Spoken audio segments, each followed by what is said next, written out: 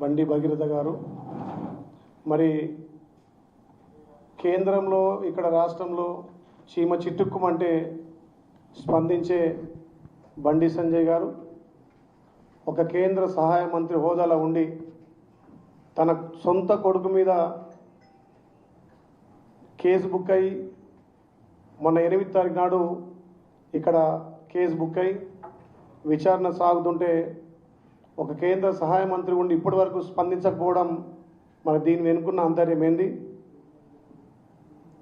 రాష్ట్రంలో చిన్న ఇష్యూకే రాద్ధాంతం చేసి ఈ ప్రజాప్రభుత్వం మీద నిత్యం బురద తల్లి ఆవేశంగా మాట్లాడే బండి సంజయ్ గారు మరి మీ కొడుకు విషయం వచ్చేసరికి ఎందుకు నోరు మెదపడం లేదు? మరి రాష్ట్రంలో ప్రజాప్రభుత్వం వచ్చిన తర్వాత మహిళల ఆత్మగౌరవం పెంచి మహిళల భద్రత విషయంలో మా ముఖ్యమంత్రి గారు ప్రత్యేకంగా శ్రద్ధ తీసుకున్న సమయంలో ఒక మైనర్ బాలిక మీద వాళ్ళ సోషల్ మీడియా ద్వారా వాళ్ళదే తప్పు, ఆ మహిళదే తప్పు అని చెప్పి చిత్రీకరించడం ఎంతవరకు సమంజసం?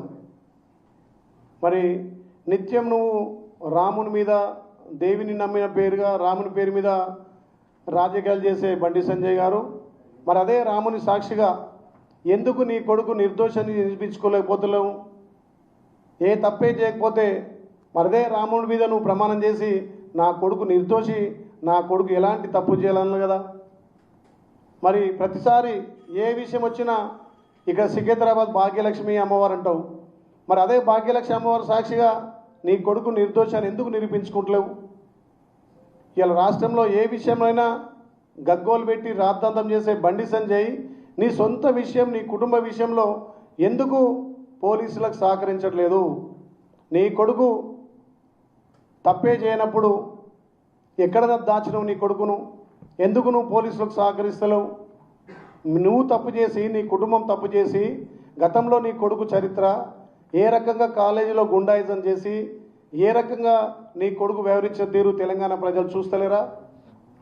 మరి మా ప్రభుత్వం మహిళలకు పెద్దపీట వేసి ఎక్కడ కూడా ఎంతటి వాడైనా మహిళల పట్ల అసభ్యంగా ప్రవర్తిస్తే చట్టరీత్యా చర్యలు తీసుకుంటుంది మా ప్రభుత్వం.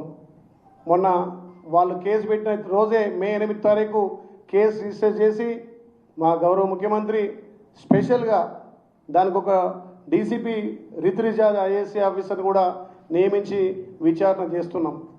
మరి ఇలాంటి సమయంలో నువ్వు పోలీసులకు సహకరించాలి కదా. కేంద్ర హోంశాఖ శాఖ మంత్రి ఉండి నువ్వే పోలీసులకు సహకరించకుండా మీ సొంత మీడియాల ద్వారా అమ్మాయిదే తప్పన్నట్టుగా అమ్మాయి మీద నేపం నెడుతున్నావు.